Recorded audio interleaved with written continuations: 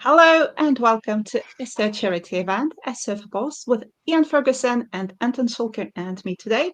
We'll be talking about SEO for SEO's sake and why it doesn't work, but what you should do instead. And I pass the word to Anton. Anton, tell us Yeah, about the call. I'll do my usual routine, try to do it as quickly as possible. We are doing SEO charity live stream. Okay, I'll talk about SEO charity, and Alessia and Ian will talk about today's live stream. So SEO charity is a more than 3 years old project. It's a charity project, as it says, and we collect money to help people help animals in Ukraine. We're helping small cats and dogs shelters in Ukraine. When I said small, the smallest one I think is 20 cats and one dog, and the biggest one is more than 120 cats. So we currently supporting 5 shelters, and it's more than 300 animals. They're all kind of family style, so they're not in the cages. They just probably everywhere, the cats. When it was started, we start as this project, and there is no way out of it because cats and dogs, they need to eat preferably every day. They also getting ill, and they need the medicine. So if you can donate, it would be fantastic. Uh, uh, Otherwise, you just watch and enjoy yourself, and hopefully it will be useful information. So back to you, Alessia. And a few words about Ian before we go with the presentation and stuff. Ian is has the working experience above the decade, more than 10 years, and right now he's SEO consultant, freelance consultant with focus in e-commerce, B2B, and lead generation. And with such an extensive knowledge, he knows everything, all in and all about the SEO. So you are welcome to contact him and ask him any questions if you have some. Also, he's the author of SEO TL newsletter, so you might want to subscribe as well. And today I will be talking about some conventional wisdoms of SEO and what really makes sense for the user and what doesn't, and why you shouldn't do SEO for SEO's sake. Now I'm passing the word to Ian. Thank you very much. Thanks, Anton. Thanks, Alicia. Yeah, happy to just jump straight in. So, SEO for SEO's sake. So, like Alicia said, this comes off the back of kind of all the experience I've had, both agency side in-house, and all of the things I've heard various people think is right about SEO, and that is obviously wrong. Some misconceptions, some myths in there. And also writing a newsletter, that's been great. So that's something I've been doing for about 15 months now, so just over a year. And it's really helped in terms of me getting an idea of grasp of what's there, because it's quite hard as an SEO, especially when you're doing a lot of the implementing to keep up to date with it. So writing this newsletter has just makes things stick in there a bit more. Hopefully, I've got some kind of tidbits shared throughout here, which will hopefully help. I'll skip through this slide because we've already had the introduction. But yeah, worked pretty much across a lot of sites, so like e-com, B2B, and lead generation. So hopefully there's a bit of something in there for everybody. Starting with the Google landscape. So I'm not going to bore you too long because it's quite a long presentation. I ended up doing 99 slides, but a lot of them are very quick, so don't tune out just yet. But if we go through it, going back to kind of September 2023, which was the kind of the most disruptive update in a while, the helpful content update. We had an update in ever since then, like core updates in October 2023 and November, and then again in March 2024. And it wasn't until August 2024 when we started seeing a lot of the recoveries from that helpful content update, which was very disruptive. And then again, November 2024, we've had the core update, about 3 years. And so far this month, we've only had the kind of one update so far, the core updates. So going through those core updates, quite a big year, quite a disruptive 2-year period, and a lot of that is to do with AI. And going back here is, when we had the March 2024 updates, where we had these 3 new spam policies in place. And it's about this time when ChatGPT came out and all of the AI stuff came out, and Google really had to fight to improve its search engine with the likes of Perplexity and ChatGPT, and it also had to crack down on a lot of this poor quality content that we're seeing. So we had a lot of information kind of thrown at us there, and we had a lot of information thrown at us in the August 2024 update, which is when we've seen those recoveries. But ever since then, very much kind of like quiet on the SEO front, where every core update just seems to have the same message, where it's like, create helpful, reliable, people-first content. And if you do that, you'll rank like brilliant. But we know that's not the case. But what we do know is, so serving the right type of content is key these days. So gone are the days of the 10 blue links. We've got lots and lots of search features. So on this example here, when you search for warrior pose, you'll get images. If you search for something like a warm-up for running, you'll get videos. So there's a lot of variety in the search results now. You can't just write a blog and hope that it ranks. We also know forums are winning, like massively. The top right graph is from Reddit, which you've probably all seen, which just seems like pretty exponential. And this comes off the back of the Hidden Gems update. It shows that Google's surfacing more of the user-generated content in these forums. The forums are great for experience and expertise, which we know Google's kind of looking for when it's creating more content. And we're also seeing it favoring like first-person pronouns as well. So when people are using I or me or we, and again, that's reflective of the kind of way you would write in these forums. And we're also seeing niche forums winning as well. So a lot of what I do now, if it's like a plumbing website, it might be to try and feature on a plumbing specific forum, because they're the ones that are ranking now as opposed to like the traditional blogs. We've also got intent matching, more important than ever. So that's your 4 kind of main intents. So if it's navigational, if it's informational, if it's commercial or transactional, it'll serve totally different results. So this result on the right-hand side is for, in the top right, sorry, is for best yoga mat. And you see most of the top results there are the kind of forums, or the kind of, what do you call it, like affiliate sites. But then something similar on the bottom right, sticky yoga mat, that's got more of a commercial intent or transactional intent. So you find that you're getting your shopping results there as well.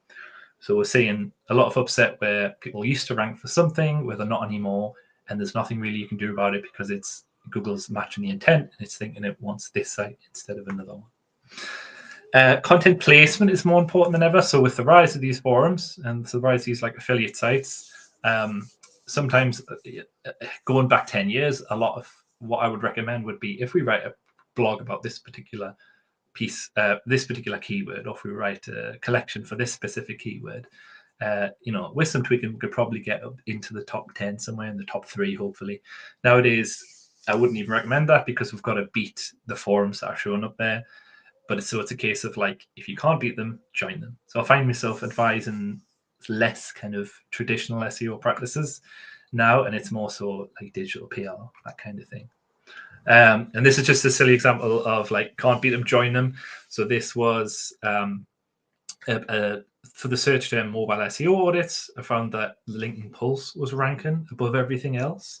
And it's very easy to manipulate. In this case, I just went on and I give my thoughts on this Pulse article about how best to do mobile SEO audits. I got everybody in the office to like it so that I had the most number of likes, and like lo and behold, I was at the top there. So very easy to do, very easy to manipulate. And the annoying thing about this, although Google is surfacing this kind of content, you can just write a load of nonsense, which is what I've done on the right-hand side about how you would enter the BIOS. And unfortunately, that's still up there. It was there to prove a point. This has started to decline, which I'll get onto a bit later on, as Google's getting better with its with its detection. But yeah. And the last point on this, just landscape summary, is we're seeing more SERP features than ever before. So you'll see on the right-hand side here is actually a VPN, what Google looks like from America. I always, when I can, when I'm Googling things, have VPN set to America, and I recommend everybody does the same, because in the United Kingdom, we're kind of just behind the US in terms of the features we'll get. But if you're in the likes of Germany, Italy, wherever you might be, you'll find you get fewer and fewer features. So you can see here for the search term men's running trainers, we have radically different. We've got this like refined results bar on the left-hand side. You've got like the people also ask, which is pretty common, but we've also got this like buying guide feature in there as well. We've also got fit filters at the top. So my logic for using a VPN is these are very helpful hints as to what Google's looking for. So if you're creating the men's running trainers collection, mirror the results that are on these left-hand side in terms of like asking yourself, does my site have these filters? Can users browse by these filters? As opposed to, it's basically more information that you get in there as well. And again, if you're writing a buying guide about running shoes, look at the kind of things that Google are searching for this. So they're talking about the fit, the type of shoes, the heel, if it's best for flat-footed, running footed, flat-footed, whatever it might be. So yeah. And then tying it all in. So general recommendations, knowing your target keyword, understanding the intent to make sure that it's you're serving the right content for it, featuring third-party content where it's going to be kind of impossible to rank for that, and then cover yourself in the FAQs as well. So in that example on the right-hand side is just a search term for, is Shopify good for beginners? We've got the AI overviews where Shopify feature as a result. We've also got the LinkedIn article there, which you could contribute to. And then you've got the people also ask where you want to cover off those questions in your content. So I appreciate that's pretty kind of basic at this level, but hopefully a good idea of kind of the landscape, so to speak. Going on to helpful content. So again, probably, I know I don't need to tell you this, guys, but just for the people that maybe aren't aware of what is helpful content. So Google is basically, as it says with all the updates, looking for like helpful content written for humans. Google are actively trying to devalue search engine first content in favor of people first content. And because of this, we're seeing a lot of content de-optimization. So that's the process of like un-SEOing after years of doing things for Google. So, putting in keyword stuff in, reams and reams of text, like wall of text, just to kind of rank for that. And we also see helpful content affecting sites at the site wide. So most of Google's algorithms are there at the page level. So if you've got a good page, in theory, if it's well written, if it's quality content, it should rank. But at the same time, we know that if you've got a back catalogue of very poor quality, outdated content, that will affect you as well. And you kind of see sites suffering with that. And then very quickly, what is EEAT? Again, this is kind of not a ranking factor, but it's kind of ingrained into what Google's looking for when it's looking at the content, and that is experience, expertise, authoritative, trustworthiness. So appreciate I'm kind of covering a lot here, but hopefully that's enough of the background. And in terms of quality, like I say, with all these new updates, Google's only recommendation, its main recommendation throughout, is if you've got a problem where you used to rank or your content's not ranking, you should follow these self-assessment questions. So that's Google's got 30 questions which you should ask yourself to determine whether your site has been penalized for Google. So that's just a few of them there. And it's things like, does the content provide original information? Has it got a great page experience? All these kind of things. But basically, if you drill it down into one thing, people first content means content that's created primarily for people and not to manipulate the search engine rankings, which again is from Google's mouth. And just kind of musing on all of this and looking at everything, I've kind of made my own rules. Now, this presentation covered kind of the 2 rules that I follow, but as I was putting it together, it's kind of expanded into 4 rules. And then there's some unspoken rules in there, but the first one is, SEO should be the secondary reason to do something. If you're only doing something for SEO, don't. And John Mueller said something very similar in a post. I couldn't find the exact tweet, but essentially, that's their advice as well. And the second rule is that good ranking should be a side effect of SEO. So instead of chasing like particular keywords or ranking, if we're just looking at more of like a holistic approach of doing good SEO, which involves like good user experience and all that kind of thing, the ranking should come secondary. And as we know, there's lots you can focus on with the website. There's the SEO side of things, there's the paid side of things, there's conversion rate optimization, email marketing. This is just digital. You can go into kind of like print advertising, television, that kind of thing. And a lot of what we should focus on depends on where your website is in this kind of like search maturity model. And just as I've seen sites at every stage of this, from like the chaotic stage where literally there's very little SEO, there's hardly any text on the page, there's loads of JavaScript rendering issues, that kind of thing. And I've also seen it at the other end, which is less common than the beginning end. But basically, it's figuring out what to focus on. But obviously, as an SEO, I'm mainly looking at three things, which is kind of technical SEO, on-page SEO, and off-page SEO. But like I say, as SEO has evolved, you're trying to incorporate all of the other areas as well.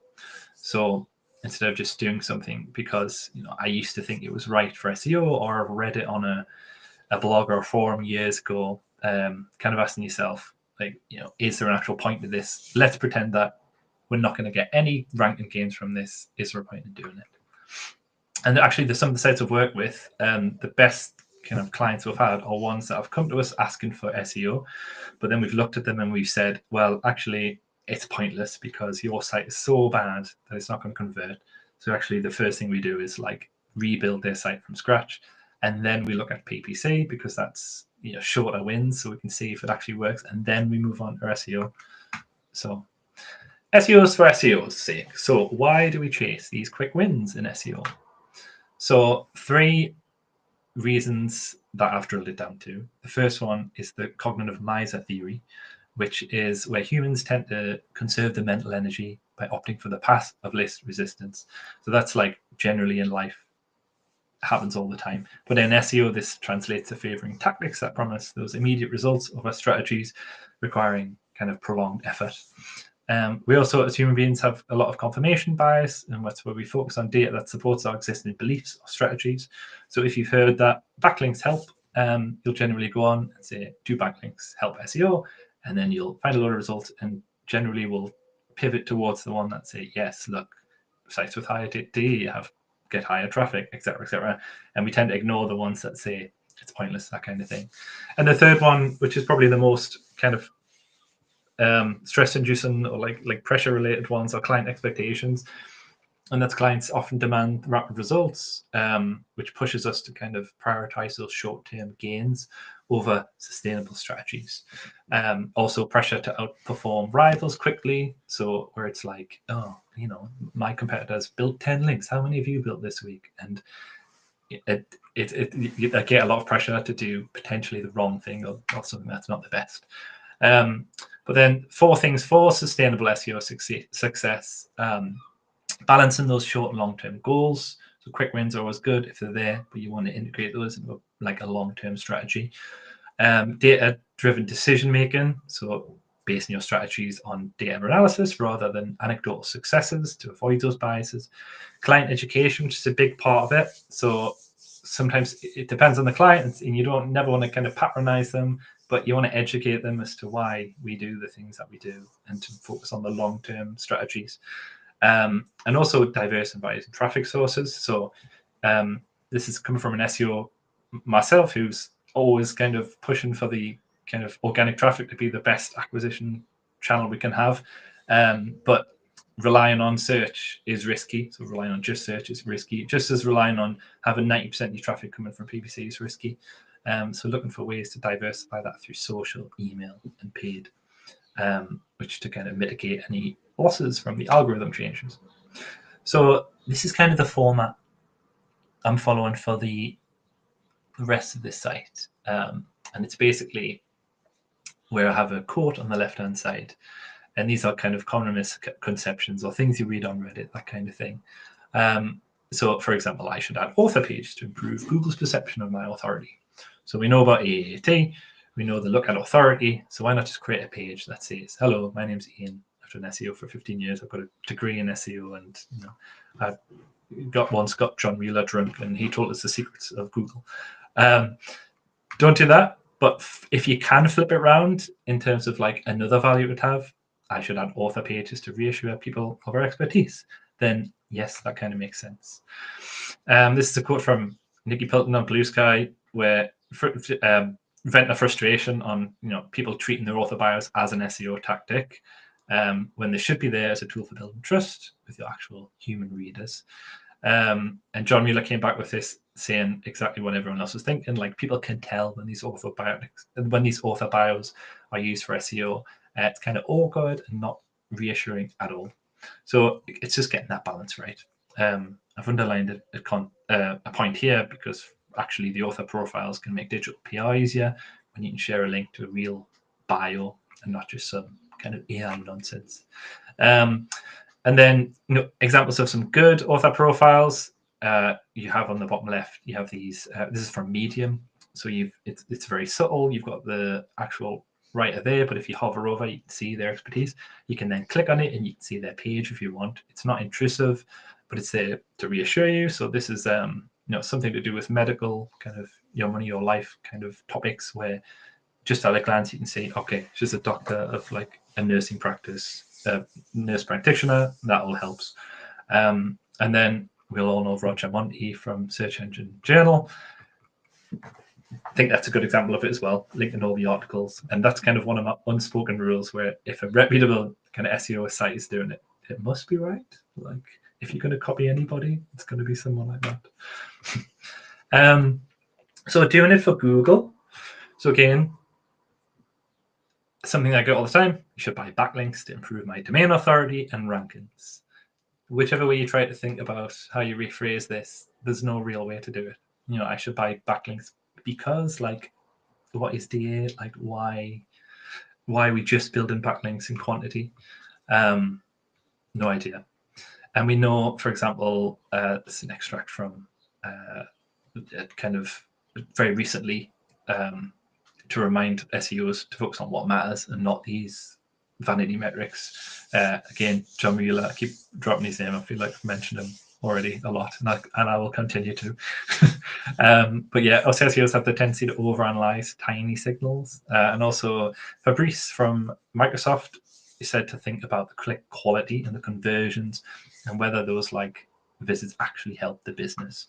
And again, this is just all coming in with this new era of AI overviews and all of these like zero-click searches and all of that stuff. Looking at the actual clicks and the traffic you get as opposed to these vanity metrics. Now, don't get me wrong, link building is a good thing, especially in the scopes of like digital PR. But just doing it for day, a bad idea. But if you're doing it for your business goals, so for example, if you could rephrase that phrase and say something like, you should feature my product on related sites to raise brand awareness, that's a good thing. Or thinking I could tap into other audiences if I wrote a guest blog. And again, you might get a backlink from that, but that's not the overall goal. I'm not trying to build backlinks. We're trying to get yourself out there, featured on kind of related blogs, build the brand itself, and then the side effect would be that backlink, which might increase DA, which might help rankings, if that makes sense. Tackling myths again, so more myths. So abusing schema markup to rank higher. That's kind of an old way of thinking of things, where it's just like add as much schema or structured data into a product or a blog that you can. And Google loves that. Google will rank you number one for that. That's not the case. You should have structured data to showcase any helpful information in the SERPs. Again, something like that, where it's just add a load of schema. If it's easy to abuse, like, Google's going to click on. And 99% of the time, Google's smarter than you.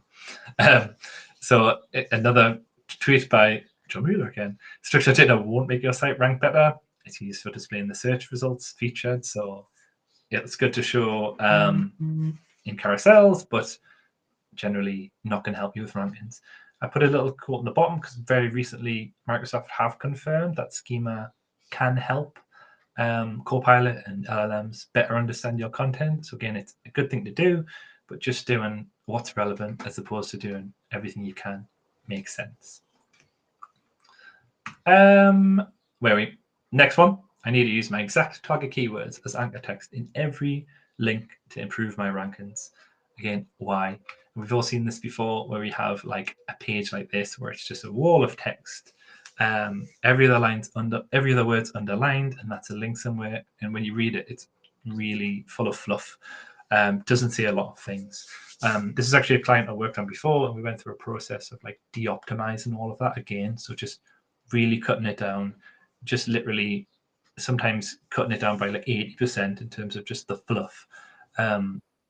Initially are scared by that because they think, won't we get penalized for that because we have all the words on the page? But when we found that we did that, we were getting like a 5 to 10% improvement in average positions over time for each one of those those major pages where we were ranking in positions, say like 4 to 10. Once we do that, like generally improved. So it's good. And again, it backs up like writing the content for the people as opposed to SEO.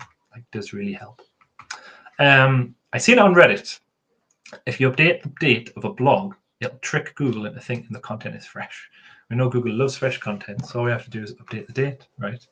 And that's something that kind of works. So you've probably seen it before. The Verge article on basically the best printer to buy. I think it was 2024, and you can see the text in there. It was funny. It kind of became like a hit piece on Google. And in the article itself, it's like literally saying this article's fallen down the list of Google search results because I haven't spent my time loading it with fake updates every so often. So I've basically updated this in a fake way. And it did start ranking higher. So that was like, don't get us wrong, there are quality issues with Google. And it's not perfect a lot of the time. But a lot of the reasons why this worked, why that piece actually like increased in rankings, even though a lot of it was satire, it got a lot of engagement. So it had a lot of user interaction, a lot of people sharing it, it got a lot of backlinks. People just seem to really enjoy it. So it ranked higher because Google's just trying to serve content, that it thinks people are going to like. It was actually like optimized. So ironically, even though it was exaggerated the use of keywords and SEO tactics, they aligned with like best practices. But I always advise like people to play the long game, not just the algorithm game. So focus on building trust, not just traffic. Content like The Verge's wins because it's not perfectly optimized because it's bold and it's honest and it's memorable. And focus on niche topics, targeting specific, less competitive keywords, help smaller sites rank higher. So though you might not be able to rank for like best printers 2025, there's loads of alternative versions you can go for to rank for that. So like best for like large print, or for small offices, or for home offices, or for employees of about 200 more, that kind of thing. So the right way to think about it, again, so tying back in the dates, I should update my best performing content with new information to stay relevant. And again, back to this cognitive miser theory, where we take the kind of, we want to conserve mental energy for the path of least resistance. We see a lot of sites where it's literally a case of just updating the date from 2024 to 2025. I think that's going to work, but it inevitably never does. How you should do it is like this example here I pulled out, which is the What Car, which ranks for best selected cars. So this is the same article, the same URL, 3 years running. And I've used kind of Wayback Machine to, which is a great tool for just seeing how pages change over time. And you can actually see that in 2023, the text is different, the author's actually different in 2024, and the cars themselves are different. It's intelligent, well written, and it's well researched, and there's videos on there, and there's everything you need, and that's the way you should do it, and that's why they haven't dropped off in that top 3 position in over 3 years. If they just updated the data, you can guarantee eventually it would go down. There's only so long you can kind of trick Google for. How are we doing for time? 6:30. I think we're okay. So Google loves fresh content, so a very short one. Updating the sitemap updating my sitemap published on it. I can't get over that. I should update my sitemap published on the date to send fresh signals to Google. And this again debunks very easily that it's not going to help. Somebody's asking on Reddit here, like, is that a good tactic? If I just update the date in the sitemap, will Google think it's fresh? But no, essentially. So can't do it that way either. Next question. This talk is amazing. I should totally donate to SEOcharity. Can't see any reason why you wouldn't do that. Like, go ahead. It's a good idea. You can rephrase it. It's good for the user. It's good for the cats. Good for the dogs. Let's move on. Halfway through. That's why I wanted that slide. So I'm happy with that. Next one. I should have FAQs to articles because Google likes them. Again, rephrasing that another way. I can answer questions my customers genuinely have and help them make a decision. In that case, it's putting the user first. It makes sense. And the side effect is like, if Google likes them, even if they don't, it's there. It's helpful. If it helps me to rank, then great, but that's not what we're going for. FAQs themselves, obviously, they can feature within your homepage with blogs. We all know what we all know what they are. The answer to those questions on kind of what, where, when, why, etc. And you could argue that the showcase at EAT, show you know what you're talking about and help you rank, but that's not why we're doing it. A couple of examples here. So this is an example of yoga client I used to work with, and then the people also ask section. We on the collection pages, we had these questions on the bottom of the page, which is quite common. Again, the bottom of the page, because it's not intrusive, we're not shoving everything at the top because we think Google likes that, and we're putting in the bottom. And we found that these FAQs got picked up and the people also ask, which was great. Loads of places to get these. People also ask data, which you mostly be familiar with. There's tools like People Also Ask, which is great. AlsoAsked.com. You get 3 free searches a day, and you can basically type in a question. It'll give you the questions that come off that one in Google when you click it, or with volume metrics. There's Answer the Public, where you can put in something like Shopify websites, and it'll give you all of the questions around that. There's keyword tools like Ahrefs, where you put in a particular keyword, and it'll give you that parent topic, and it'll give you the search volume for that and the traffic potential. An example of that again, so a client here, can you who ranked number 1 for Can You Mortgage an Auction Property? They rank in that first position, which is great, but they also rank in those that same article that ranks for that ranks in other FAQs for example, for what guide price means. That because that piece is so well researched and it's so helpful because it's covering a lot of topics, you kind of showing up in these FAQs like almost accidentally, but it's good. And the benefits of FAQs here, so we can see that same site here. The benefits of it were we increased engagement rate because people were landing on the page, it was answering all the questions they were staying for a long time, which is great. It increased the conversion rate, so the people going on to then like sign up for an auction or to join the newsletter, that kind of thing. And the SEO side effects were 371% increase in SERP features, so that's like how often they were mentioned and people also asked, and a 7% increase in the top 3 rankings. But again, that's not why we did it, but it's good that we did do it, and that's the SEO metrics we can show for it. Taking a look at AI overview, so the big elephant in the room. Take a drink before I go on about this. But we know them, we can't avoid them. We've got very kind of new stats on how detrimental they are to traffic and to click-through rate. So Ahrefs shown there that about 35% lower average click-through rate for the top rankings when you haven't when AI overviews are present. AMSIV, 16% average click-through rate drop across pages with AI overviews on them. In similar words, similar story, 20% fewer clicks on results that displayed in AI overview. So we get this question a lot. So why should we bother writing content anymore if Google's just going to kind of pull it apart and we're not going to get the credit for it? Again, going back to, will it genuinely help the user? So if you almost stop focusing on the fact that it's bringing in less organic traffic, if it's helping on-site users to convert better because you're giving them all the information you need, like great. Even if the users don't click through on the AI overviews, being cited in the summaries still enhances your brand recognition and establishes authority in your niche. Again, diversification of traffic sources, so relying solely on organic search is risky. And anybody that, we've seen a lot of major information sites tank how we used to rank for generally topics that can be answered quite easily. Again, expanding in as many areas as you can better. And user engagement, creating in-depth content that provides value beyond the AI overviews, encourages people to engage more deeply with your site. So stop focusing on those like surface level topics and just try to get like deeper with it, and you'll find that generally it still helps. So this is like rule number 3, which has come off the back of this, where it's kind of a case of like thinking like an engineer, which is a quote from Mark Rober. But I like to think like, how would a Google engineer think? How would you quantify EAT and quality at scale? So Google have this narrative where this is how they tell us how they see our content. You kind of like imagine that somebody's actually going to your page and reading the text and having a look at it. But how they actually see the content is literally they have like trillions of URLs to crawl in a day.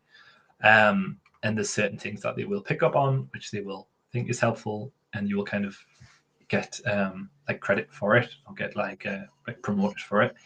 Obviously, not so long ago, June 2024, we had a massive the Google data leak.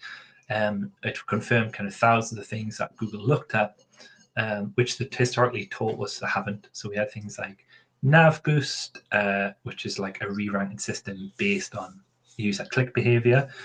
And we had a lot of things come out of that. I can't go into that in kind of full detail, but basically Google told us that Google don't look at the click-through rate on something, but we found that this leaked proofs that they did. And I can remember a while ago, like the Rand Fishkin tests, where you would go on and you would say, do me a favor, Google this, and everybody click on this website, and then within like a few hours that website would go from like position 7 to position 3. So we know it works, or it used to, or it did at some point. And more recently again, we had the Mark Williams Cook exploit, and he did some great talks at Search Norwich on that. Basically found a loophole, and Google paid the team about $13,000 for it, which they all donated to charity, which is good. But they confirmed a load of things in there as well, like site quality scores and click probability. So within that information, you could kind of be led down to the path of like, you should hack your meta titles to improve your rankings. We know click-through rate helps, so why not just tweak them and keyword stuff them and put false claims in them to help people rank. Again, not the right way to think about it. You should be thinking about it in terms of how should I showcase my USPs so people will want to click on my results. And again, there's some information here. I'm not going to go through it all because the slides will be available, but just information on how to optimize these title tags and how to avoid things like keyword stuffing, and how to optimize your meta descriptions, things like including your USPs, which is the main thing I see, which people aren't doing. So people still like the keyword stuff, the meta descriptions, when they've got some great things on site there, such as like if the particular product is made in the UK, or if it's locally sourced, if you've got free delivery, if you've got free trials, getting as much of those in the meta description to help that click-through rate. Again, showcasing the best things from your products, but not in a way that's just there to kind of manipulate the rankings. These are some meta descriptions from Google themselves, which I only recently discovered, but I've been there for a while. And it just shows you examples of like what not to do, listing keywords or being too short, and what can you do, by just being really like detailed on who it is, on what the actual page is. So clickbait isn't the enemy, bad content is. I apologize, I've used an AI overview here in the image just to show you. So clickbait gets a lot of like bad press, but in my experience, that's only when it's too vague or creates expectations that aren't met. So things like you won't believe what will happen next, like might get people to click, but it's terrible. Once they get on the site, they'll probably have a bad user experience. They'll leave. Eventually, this kind of content disappears. But examples of good kind of clickbait is things like how one simple habit increased my productivity by 50%. It's got that clear promise, it delivers in the article, and it's backed by personal experience. So there's loads of ways you can kind of use clickbait to help with that click-through. And we know it's click-through rate's king. So this is like relatively recent. I think it's from April this year. In terms of like the number one position on Google, on average, getting 27.6% of the clicks. Again, this is all up in the air again, because we know it depends on the term. If it's got an AI overview, that's going to drop. But generally, it's still really powerful. And I'm still 15 years on. I'm still banging on about meta titles and meta descriptions. But it's something that it's just I'm not seeing happening in a lot of cases, and a lot of things that SEO are neglected. And it's very powerful as well. So again, even if it's not related to ranking, even if changing your meta titles description doesn't get you from position 4 to position 3, if you can actually just increase the click-through rate of an actual piece by improving the title and stay where you are, that still helps massively. So the term double buggy, for example, that's something that gets searched for 12,000 times a month in the UK. And if you are in position 2, you would expect about 1,800 visitors from that. And if you consider that your average order value is £1,000, because pounds are very expensive nowadays, the sales from that would be around £38,000. If you would increase the click-through rate by 1%, staying where you are, that traffic then increases to 2016, and your revenue goes to 40,000. And again, if you could do it by 2%, it goes up to almost 43,000. Even if it's 0.5%, that rolled out against every single collection, every single product, like this has a massive impact on your kind of bottom line in your sales. Very quickly, UX and SEO. I found the cheesiest kind of stock video I could on this. Like, if this ever happens in your corp where you work, just get out of there. It's like a cult.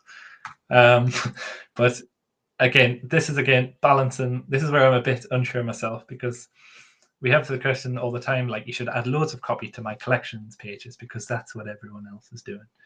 And that kind of leads me to think, well, maybe, because we've got something called the bandwagon effect. And this is a screenshot of all of the 8 of the 10 websites that rank for the term red dresses. And you can see every one of them follows a similar trend. So you've got the title, you've got the description at the top. A lot of them use the read more just fine, and within it, a lot of them link out to different categories. So Boohoo, when you're on there, Christmas party dresses. River Island, the same again. You've got categories with images. So my point on this is, like, potentially there are things we have to do with SEO. It's not to say that you can't rank if you don't have this text, but when you're looking at a client and they're saying, well, 8 out of 10 of the sites that rank for this have this, like, why aren't you recommending doing this? It's pretty difficult, and that's where the client pressure comes in. So this is my 4th and final rule, which is a kind of amalgamation of all of this. And if you don't think it'll negatively impact UX, test it. And again, you can balance that with UX. So examples here of, like, using the read more, for example, is great, because then it's not as disruptive. You've just got a little bit of text, you go in, the products there. The children's bed shop on the left-hand side is also an example of, like, how niching it down you can start to rank. So I think children's bed shops ranks really well for things like kids' beds with storage, or beds with desks, or kids' bunk beds, that kind of thing, because they're so targeted on that specific keyword. Like, they outrank the likes of IKEA, which we're all sick of seeing. The same with the middle one there. If you search for coffee beans, this doesn't come up, but if you search for single origin coffee beans, you have this lovely website here. Again, you've got the text at the top, you've got the read more, but then you've got the products. Like, you don't have to scroll too far down. And then if you do keep scrolling to the bottom, you'll see they have these FAQs. They've got, like, a nice imagery, the Trustpilot scores, all that things helps. And this is myself coming from quite a long time of working with a designer and kind of button heads a few times, where I want a lot of text, he wants, like, next to no text. A few other things I want to blast for before we have some questions, because I can see I'm not actually watching the live stream because I'm on one monitor. I'm scrolling through and I can see some text, which is good engagement. So I'll scroll through helpful features. So what's working in SEO?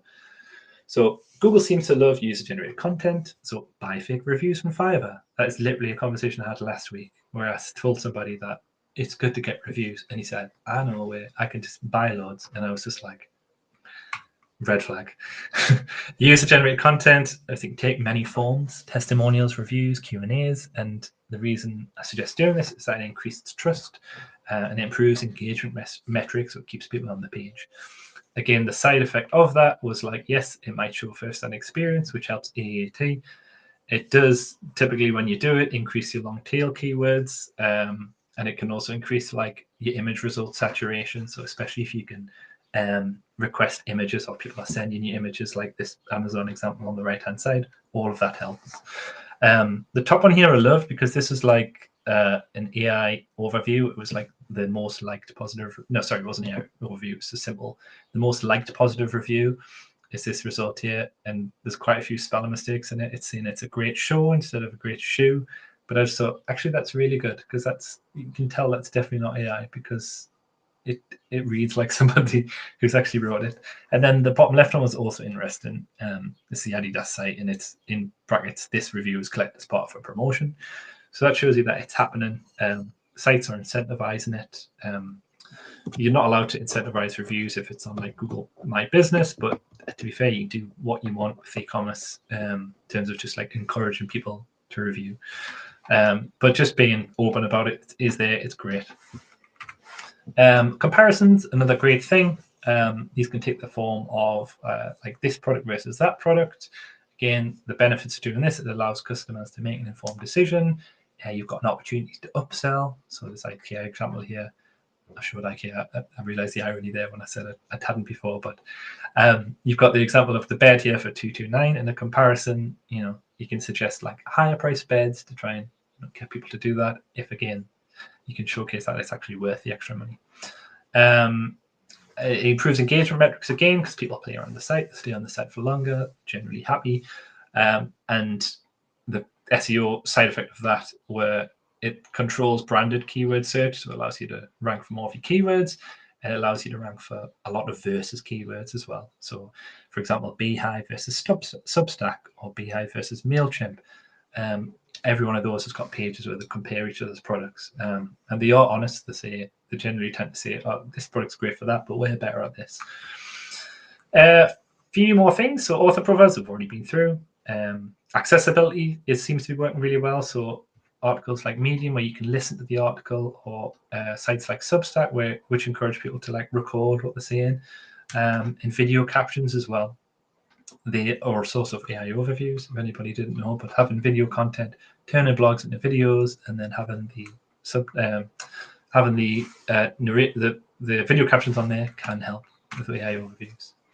Interactive content, so things like calculators we'll love. We did this for an e-commerce site, and after a year, this calculator here, which is a simple kind of water volume calculator, ends up getting pretty much like double the amount of traffic than the homepage. Again, we often get the question of why doesn't it convert? Why doesn't it leave too many conversions? But come back to that long tail goals of, yes, well, it helps the user, like it helps people stay on the site. It just so happens to have accumulated a load of backlinks, which might be helpful, but that's not what we do it. Improved search works. So search is where you would search for something like mat and you would get collections and products. That typically works. Like every site we do that for sees some sort of improvement. And then page speed, which we all know, like correlates with higher conversions, but not to obsess about it. Product filters, another massive one for, again, you could say it's showcasing AAT. I always show the example here of Screwfix, because they continuously outrank Amazon. And when you look at the actual filters, they are really detailed and specific to that. So I'm a bit of a DIY enthusiast. But when you go on, you can see it's not just like the price or the color. It's actually like you get things like the blade diameter or the cutting depth capacity, stuff that you probably wouldn't even know you needed until you needed the tool. But that really helps. And a lot of data-rich content as well. So like ingredients, for example, PDFs, that kind of thing. And another thing that's really helpful, unsiloing your content. So I'll blast through these again, but traditional site structure, I see a lot of silos still. So I see these are your products, these are your blogs, these are your information pages, and that's assuming that your customer is landing on a collection page, they're going on a product, and then they're buying it. We know that's not in reality. It's much more complex. Like they could come from any source, it could come from any review, any kind of page. That's not how it works anymore. It's more like this messy middle approach here. So this is your traditional buying cycle on the left-hand side, but actually Google did some pretty good research. If you Google the messy middle, you'll see that it's almost like chaos in the middle where everything just gets inputted to them in every way, and eventually they might purchase, and it's kind of almost accidental. And how we translate that into collection pages are things like incorporating the blogs and the guides directly within the pages they're talking about. So on this left-hand side, it's just a running shoes page, but within it, you've got guides to how to choose the right shoes, gait analysis, that kind of thing. You can also do this on the text side. So this is an educational site where they have like quizzes, career quizzes within it, which again just helps that whole ecostructure come together. Shopify do this really well. It's the only consensus here. So the page itself, you've got the Trim 2 links, which help. You've got video content, you've got related articles, you've got case studies, everything that can build trust. And you've got FAQs as well, which should all work. And the same with an e-commerce site as well. So you've got the product itself, like typical, but you've got more images here. You've got social feeds. You've got user-generated content with reviews, all stuff. And unhelpful content, one quote here I put, from Google directly, having high amounts of unhelpful content might cause other content on the site to perform poorly in search, which we kind of covered at the start. If you've got an agent website where there's loads of content, like it's probably best to get rid of it. But don't get rid of it because Google doesn't like it. Get rid of it because it's no longer relevant to my users. I use the analogy of like a bookshop, and if you've got books on the shelf that haven't sold for like 5-10 years, like why are they there? Why wouldn't you like replace them with something else, or just get rid of them because they're not serving you any purpose? Purging unhelpful content. We can kind of like do a lot of things within the sitemap, where you can like search for your own sitemap. So search for things like old dates, so like 2021 or 2020 or spring summer 2020, that kind of thing. Or even searching for like test within your sitemap, you usually find some stuff. And straight away, that's stuff that we just need to cull. And obviously, you get deeper into it in terms of like how many clicks it's got, how many backlinks it's got. A lot more in depth there, which I can't cover. And this is the last section. I think I managed in just about on time. On AI specifically, so we can rewrite competitor blogs with AI to rank higher for what they rank for. Like great in theory, but going back to the rule of like, if it's that easy, it's not going to work. And this is where we've got the scaled content abuse come in. So these are the similar graphs. So this is like the LinkedIn pulse. It works until it doesn't. Starts to enter a point, and then Google clicks on, and things start dropping off. Like, don't chase the algorithm. Like, chase your goals. Recently, like, is this the death of the skyscraper technique? So I've already mentioned a few things, like how we can pull FAQs and incorporate those. Like, generally, it's still good. In terms of like competitor analysis, like good content gap analysis identifies where you can add value, add new perspectives, like add something new. Bad content gap analysis is where you're just scraping all of the results, getting AI to just regurgitate that and putting out something that's essentially like not adding any value to the internet. So AI use cases for like great for SEOs for things like idea generation, schema, and structured data creation. Not good for writing in-depth article, identifying current trends, or actually creating stuff that's factually correct all of the time. And yeah, that's pretty much it. I think this is the second last slide. Future of AI. AI overviews aren't going anywhere. Do what you can to be included in the AI overviews. Like, you can complain about it, but at the same time, it's better to be included than excluded. I think human copywriter skills are becoming highly valuable, specifically those that are, like who are able to add the quirkiness and add the tone of voice to it.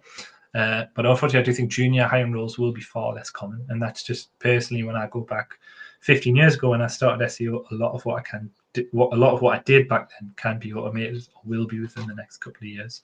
But I always leave it on the fact that AI won't take a job. A person using AI will. So it's there. It's a tool to use. Like, it's great. But yeah, 6 minutes to spare. Any questions? Please, I've talked for long enough. Okay. You won't believe what happens next. So we are going to questions. And I'll leave this slide for now, just so that people may catch up for the links. Yeah, so all of this stuff, like I say, all this stuff is in the newsletter, and I write that every week. So if anybody just subscribe, like, great. It helps me just like keep updates with the trends. Like I say, it's free and kind of hopefully easily to digest. And follow us on LinkedIn as well. Any questions you've got afterwards, just feel free to ask if we don't have time today. So, Ian, what is that one trick that will make you a successful freelance SEO consultant overnight? Wow, I wish I knew that. I did a very phased approach into becoming an SEO freelancer, where I like started this newsletter like a long time ago, and built up just like a community, like posted on LinkedIn. I did a lot of like tried to build an audience before I eventually took the plunge. And the agency I worked for, like they were great. So they were very kind of like, it was a very kind of stress-free job, and it worked really well for me then in terms of like the time I had off. I was able to spend with my son. But now he's going to school. Now it's a case of like I can work through, and I know I've got more time to kind of devote into that. Yeah, that's not really one tip, but yeah, I don't know that myself. But build your audience and just kind of like niche down as well. So I've niched it mainly e-commerce. At the start, it's quite scary to think like, oh, you don't want to say. I didn't want to say that I don't do this specific aspect, because you think, well, I might want all the work. But I think if you focus on something as specific as like e-commerce SEO or maybe user experience, like that will only help in terms of like the content you can create and the people you can talk to. Okay, we have actually a few questions from the chat before I proceed to mine. We have a question from Chris. It's a bit long, so maybe you want to read it as well from the screen. Cool talk. 10 years ago and beyond, forums were awesome, and then we hit the darkness for a few years, and the forum resurgence mainly thanks to Reddit. And the question itself is, what is your prime tip for dealing with forums for SEO? Should it be considered? Yeah, I think so. And it comes down to when you're doing your keyword research, so the kind of ideal keywords you want to go for. If the forums are ranking in there, then it's thinking about how you can contribute. Sometimes it's easy as like leaving a comment like on that LinkedIn Pulse article, or sometimes you have to think more, like think more about it in terms of like maybe you want to set up like an EMA in Reddit.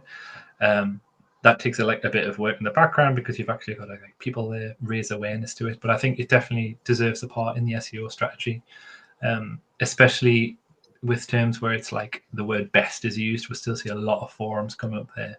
And it's almost have to ignore that in a case of like, you have to acknowledge that it's ranking in Google. It might always rank in Google. So how can you be there?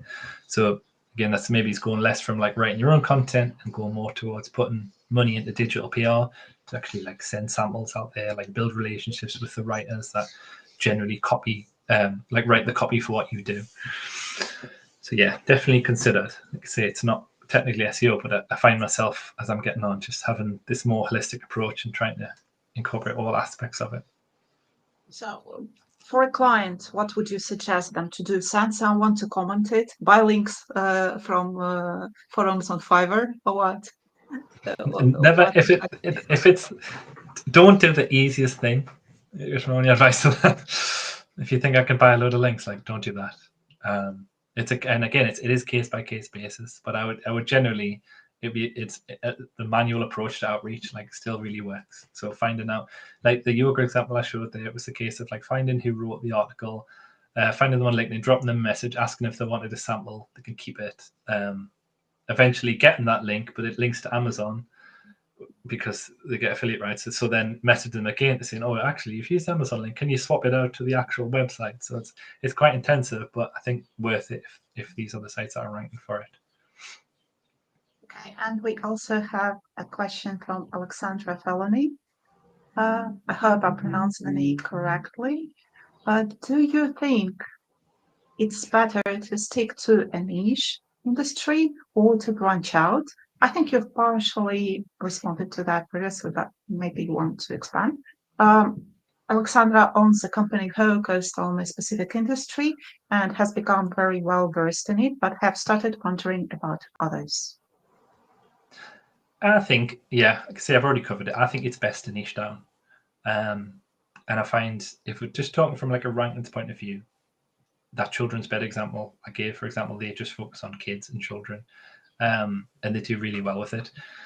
And a lot of companies I work with, when they just sell one thing, like I've got a company that just sells like panels, and they actually dominate for that space.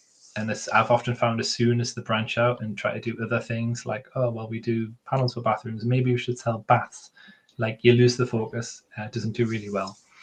And that's happened a few times where we've actually like launched products and then they've pulled them back just to focus on what works. But let's say that I do work with people who have multiple sites for like multiple sports, for example. So it can work then, but again, you've got to separate the sites just so that you can talk to that specific person, specific kind of user of that, if that makes sense. So if you do something well, you just stick what you do, but if it's not gonna go well, you might. I think so. And try something else. Yeah. Which I think Google said after the helpful content update, it was a case of like, maybe you should just stop doing it if you're not ranking for it anymore, because maybe nobody likes it. It was like a hard truth. But yeah, sometimes it's true. For a service industry, it's came from Alexandra, B2C with a lot of saturation competition. What's one thing a company can do to stand out in Google's eyes? That's difficult without knowing the site. A service industry B2C with a lot of saturation. Yeah, it is difficult. It is difficult. Like payday check or something. Yeah. I think it's like best you can just niching down and just going for not niching down. That's not the right way to phrase it, but looking at the keywords and looking at what's realistic to go after.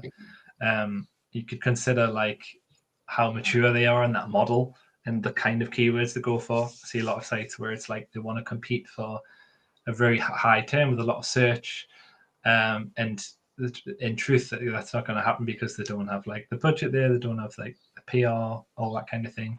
But if you can be more specific on the kind of keywords you want to rank for, like that's generally the best way to get people in.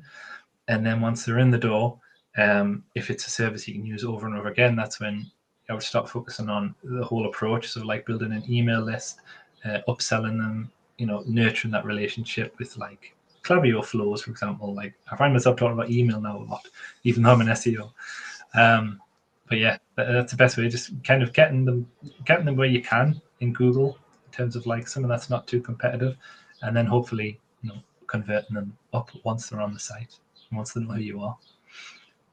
Do you have 5 to 10 more minutes, because we are already a bit? Yeah, I'm fine for time. I'm fine for time. I just want to ask all the questions to make this session. No, good. It's good to have some questions. Nothing worse than there's no questions after an hour of talking.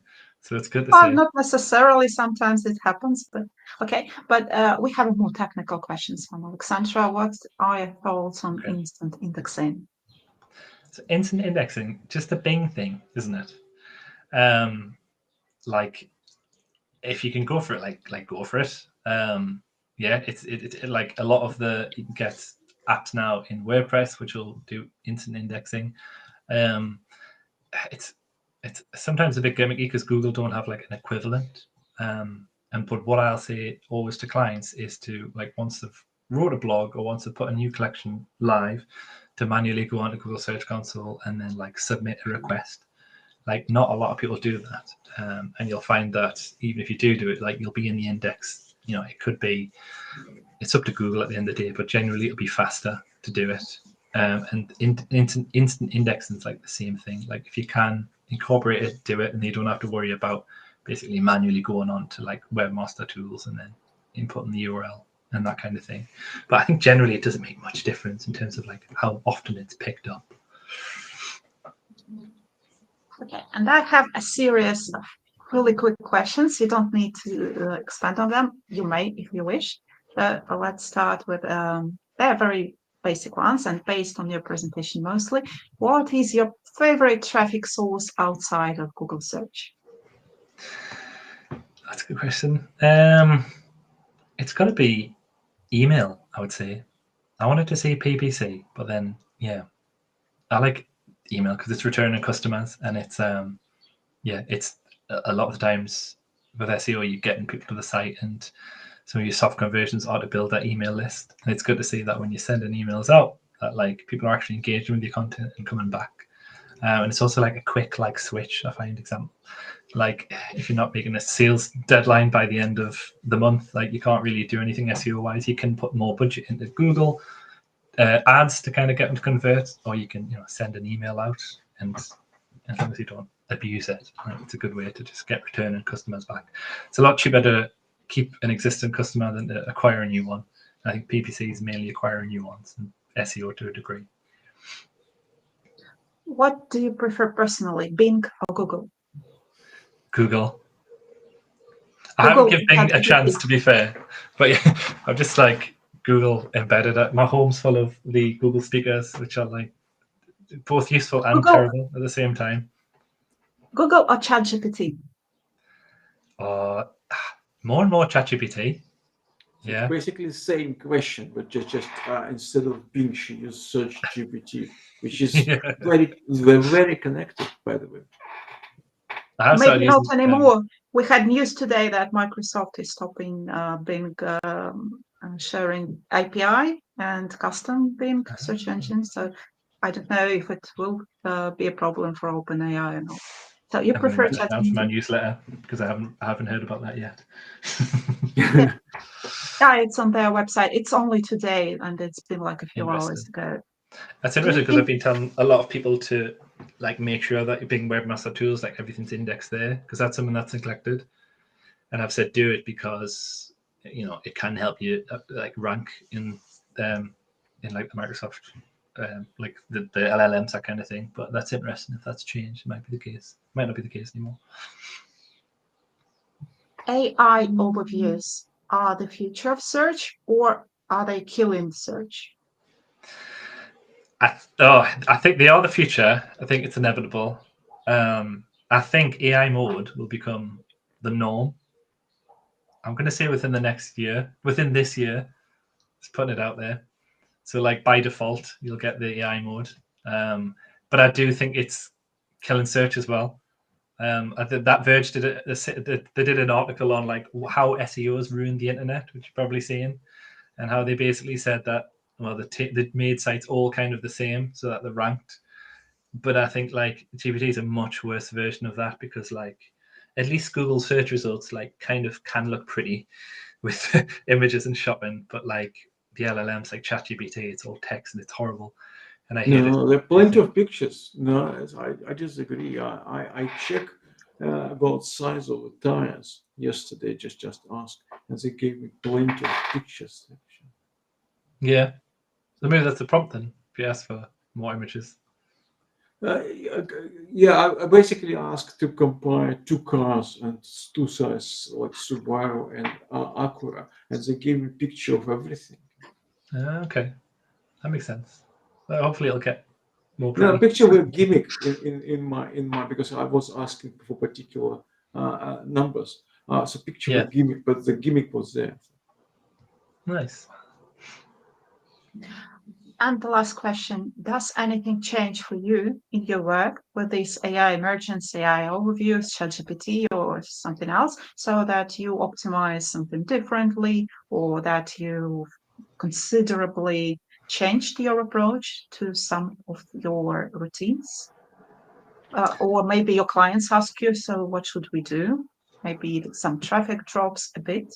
I don't think it's a problem for e-commerce just as of yet, but in many other industries, they see the decline in traffic with growing impressions, and the clients might ask at some point, so what's happening? What should we do? Is anything wrong? Is anything better, worse? Yeah, I think you're right. Like e-commerce has definitely dodged the bullet, like for now, because generally AI overviews are more like the informational intent ones. But my advice hasn't really changed. It's kind of like it hasn't changed since we talked about like the people also ask questions. So I will say, like, if you've got an article, like there's small tweaks you can do to rewrite like the headings so that kind of turn them into questions. And again, I don't think that always takes away from the article, but just by doing that and answering the questions as headers, like helps you get in AI overviews. And the tracking is, I've seen more and more of the tracking as well. So like companies that offer the tracking, but I haven't really recommended anybody to like use it that much, because it's still, it's like what it can track, and it's like the variations of what you can ask. Like it's impossible to track it accurately. So I could ask a question and you could ask it 100 different ways and it'd be the same question. And what are these LLM tools tracking? So no, it's like, it's a very much a case of like having in-depth content and having it, a lot of questions in there while still making it like with your tone of voice. That's generally the advice I've had for quite a while. But I guess a lot of it's education. So it's letting people know that actually your rankings are dropping or your traffic's dropping. You might still have like number 1 to 3 positions for it, but then it's just educating like that will drop because AI overviews are there, and there's kind of nothing we can do unless you want to pay for an expensive tool to say yes, you're in your AI overviews. But again, that's like generally not the metrics I'll chase. The metrics are, with me being in commerce, it's like revenue. Are we still hitting revenue targets? And then for lead generation, it's like, are we still getting the inquiries? Right, we might not be getting the clicks or the conversions, but actually overall business goals, are we still okay? And if not, like, how can we adapt to that? Like, let's assume AI overviews are going to stay and we're not going to get the organic traffic. Like, can we be pulling other levers like direct traffic or social or something, just to like diversify that risk? Okay. Sorry, I think that's, I just wanted to show that nice. ChatGPT answer. Yeah, it wasn't about dimensional cars, and they gave me pictures of cars. Even I never. That is better than just like 4 text ads and then loads of ads about. Yeah, it looks better. Even I didn't really care about pictures. Yeah. It's still very like vanilla, very beige, but hopefully in time it'll get better. No, well, they're getting better very, very, very quick. Yeah, I Yeah, can't remember what Google was 20 years ago, and how it progressed. But I progressing very quickly. Marvelous. And the last question, Ian, what's the best way to contact you? Is it LinkedIn, Bluesky, anything else? LinkedIn is my main one. Yeah. I had hoped, like, because I've recently gone freelance, I had hoped to be like more active on the social, but I found it the opposite. So if there's one thing I'll keep on top of, it's LinkedIn. And and the newsletter, like you can leave comments on each edition or just send me a message. Like I'm pretty open for work as well. So anything you want to discuss, like fine. Thank you so much for your presentation and being here with us. I enjoyed it really well, and I think that the listeners did that as well. Also, thank you, Anton. Anything you want to add before we go? Yeah, we got a few donations. Thank you very much for donating. And if you're watching the recording, you still can donate. Thank you very much. Perfect. This goes out on YouTube as well, isn't it? Like it's a past live stream. Will it automatically be up there? So I'll share the link if I can afterwards. We'll stay on YouTube. Yes. Perfect. Absolutely. Well, very nice talking to you. It's good to speak to some humans. Like, it gets a bit lonely in here sometimes. So nice to speak to you, meet you in person. Thanks, Ian. Thanks, Alicia. Thanks, everyone.